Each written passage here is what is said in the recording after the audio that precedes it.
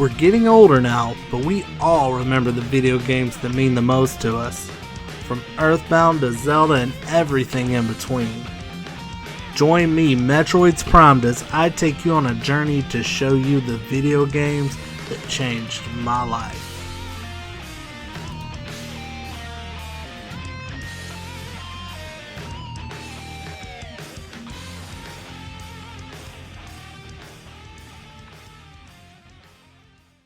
Hey guys, welcome back for another episode.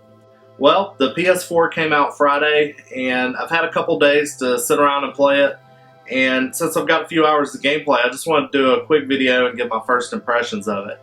You know, the first thing that I noticed when I opened up the box was the size of the system. You know, it's designed beautifully, but the thing about it is it's so much smaller than what the PS3 was when it originally came out. One thing that really amazed me was that they packed so much power into that small of a box.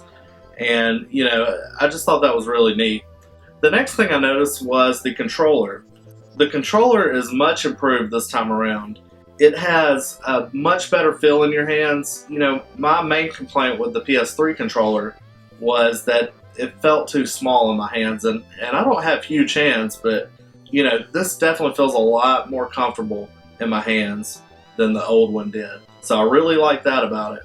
And the next thing I noticed was the menu system. It's much improved from last generation. I was not a fan at all of the PS3's menu system. I thought you really had to do a lot of unneeded searching for, you know, certain features, or if you needed to change like an output signal or input signal. It just was more difficult than it needed to be. And this is much improved. Kind of similar to the Xbox 360's menu system. You know, it has different windows you slide over. It's really simple yet user-friendly and well-designed. So that was a definite plus. And the next thing I noticed when I signed up for my free month of PlayStation Network was that you can actually download a $15 game for free called Resogun. It's a really solid shmup and kind of reminded me a little bit of Geometry Wars, but not set, you know, on the same plane.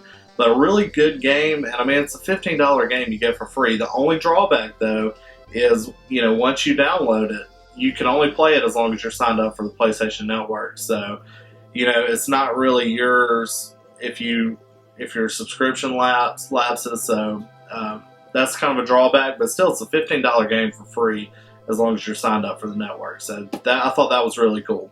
All right, and lastly, for the games, I picked up 2 games for launch, and that was Killzone and Assassin's Creed 4. And I popped in Killzone first, and I've seen a lot of YouTube videos basically saying, you know, why do I need to upgrade to next gen? And, you know, my PS3 works fine, my 360 works fine. And with that being said, like, I was able to notice in the first few seconds of playing Killzone the graphical difference between games in last gen and games of this gen. And, you know, you PC owners out there probably have already had it, but, you know, one thing that really popped out to me was the particle effects and the lighting effects in Killzone, and it was just a big upgrade. And, you know, I think one of the reasons that we're on our next console generation already is because last generation consoles are 7 to 8 years old, and I think the developers pretty much have squeezed all they can get out of those systems, and we're just now starting the next generation. And if the games look this great so far, then I can't wait to see what they're doing in a couple of years. I've only played Assassin's Creed for a few minutes, and it was really fun from what I played. Definitely a different feel from the last game in the series. It seems like it's going to be a lot more fun, so I'm really looking forward to playing that and really sinking my teeth into that one. But overall, I've been really impressed with it so far, and I'm really looking forward to playing some more of these games.